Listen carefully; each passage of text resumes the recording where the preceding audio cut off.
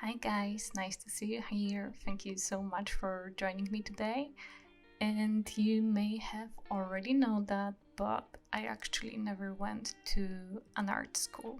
I know, big shock. Like everybody can afford an art school these days. There is not even one in my area. Like I'm based in Poland and education is technically free, but you only have like old traditional fine art schools, academies. There is nothing towards like concept art or digital art, nothing that I was basically interested in. And also, while education is free, buying equipment is not, and it's entirely up to you. So I would have to probably study like traditional painting, and I would have to keep buying all the resources, all the paint, all the canvas, all this kind of stuff. And I was just like not really into the idea of going, especially that I started art pretty late. I started actually studying fundamentals when I was like 28, I believe. And I was just like, a bit too old to join the university. So I kind of embarked on this journey completely on my own. And it was pretty scary and overwhelming. And I spent last couple of days trying to figure out what was like the most important for me. What was the basically I was trying to put it this way, like if I would be starting now, what would I need to hear? What were like kind of life changing for me tips that I would love to give myself? So I combined them together. I prepared a video for you, and I really hope you guys are gonna enjoy it. And if you're interested in videos like this, please subscribe. It does help a lot. Oh my god, it felt so weird to just say that. But apparently it worked. So, hey guys, please subscribe and let's jump into it. So, at number 1, we have define your goal. And at number 2, we have prepare your plan. Those two, they basically go hand in hand, so I'm gonna talk about them together and shortly you will understand why. First, we want to have some kind of goal, and there's a huge chance you already have something in your head, like clicking this video alone brought you here for a reason. So you may have like very general goal, like I don't know, like I want to be good at art, or I want to get a job in art.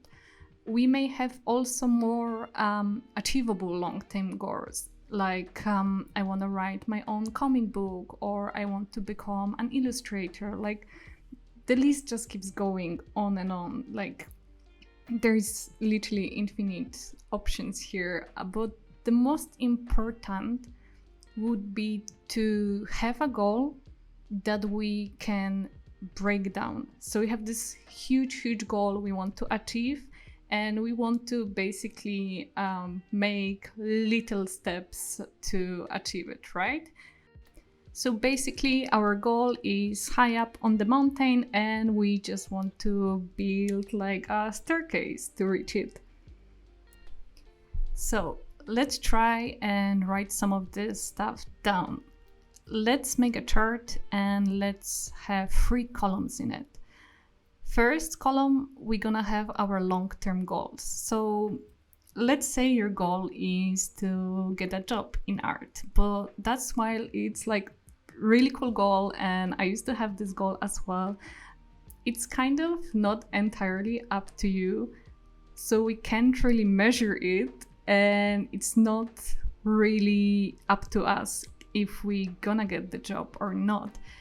Getting a job is just like influenced by other people. You will have the HR, you will have the recruitment department, you will have the art directors, you will have a lot of people involved in this process, so it's not necessarily up to you. Or maybe you're looking for the job during the period that there's just no job offers, like it's that simple. So you kind of want to have something on the chart that you can actually measure. So for example, if you're aiming towards the job, you could change it for preparing portfolio. You can be more specific than this. You can, for example, say, hey, I want to make 2, 3, 4, 5, whatever characters on towards my portfolio. You can even write specification. This chart is for you, and you kind of establishing what do you want.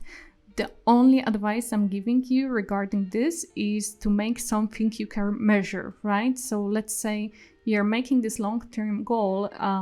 I would say long-term goals should be reachable within like 6 months to 1 year. And basically after 6 months, you can check, hey, I did this amount of characters, right? So you can basically measure it. Or you may not even be there yet if it comes to like thinking like that. You may be very early in your career and you just want to learn how to write your character, like right, you want to just learn how to like make the characters. So I would put something like improving my characters. Now improvement is something we can actually measure. We can do as little as compare our work from like 2 months ago to our work today, and then we can see that we improved, right? The only thing is, don't expect like insane amount of improvement. Everyone have their own speed. As long as you have something improved, that's like good enough. Don't be too hard on yourself. It's just not worth it. So now we have those goals that we are trying to achieve.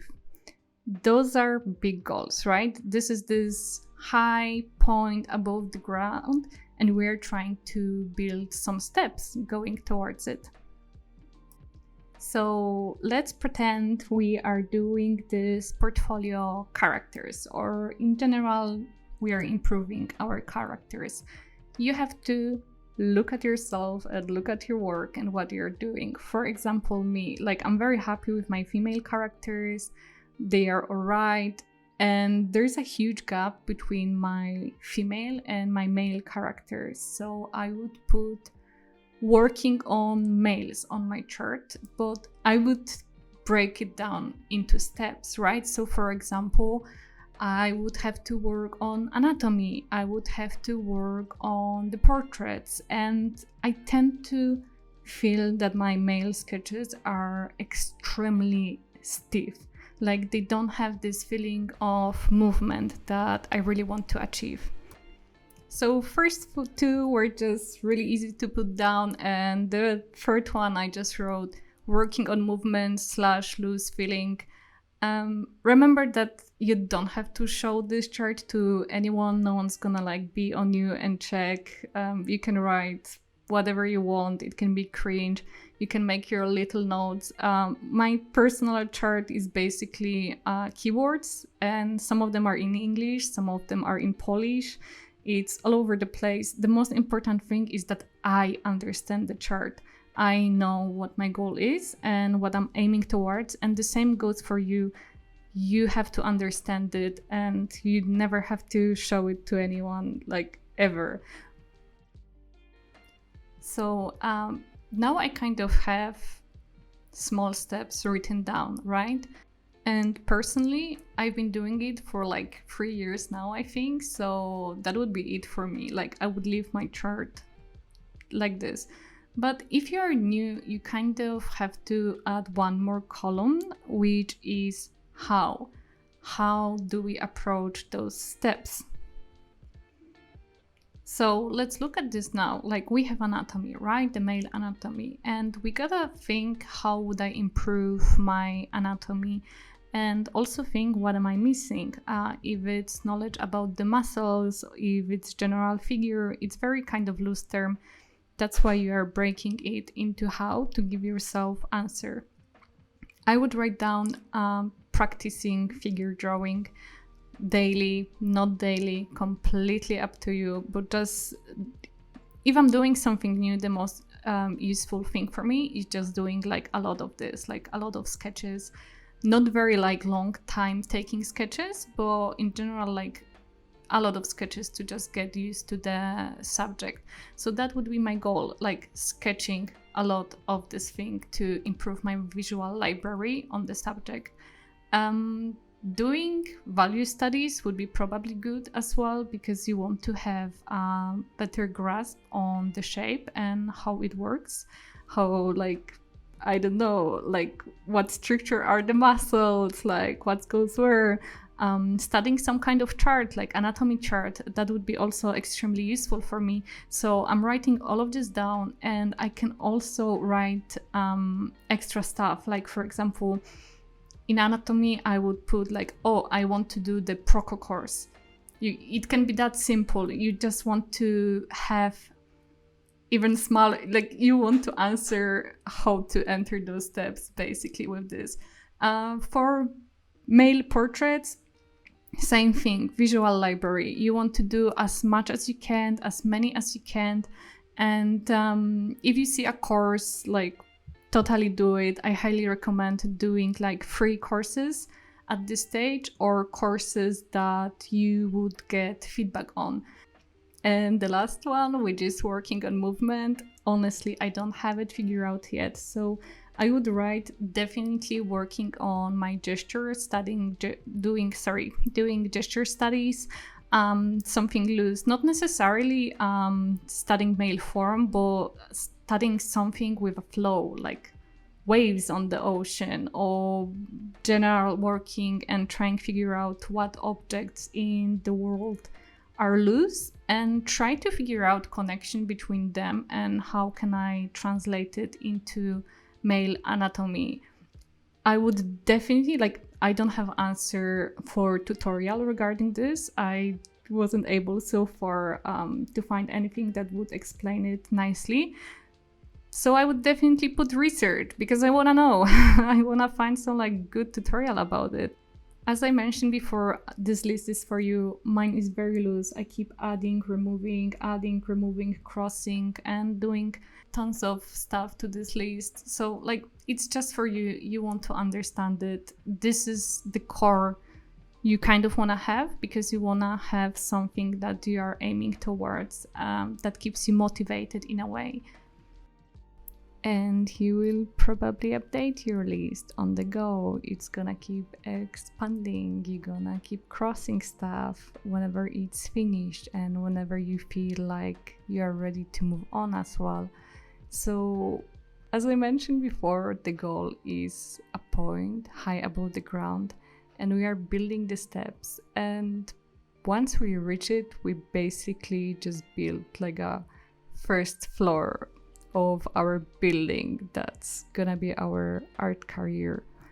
And when I sat down today to write down the tips for the video, I wrote like 2 pages, and I did not expect the first 2 to take over 10 minutes.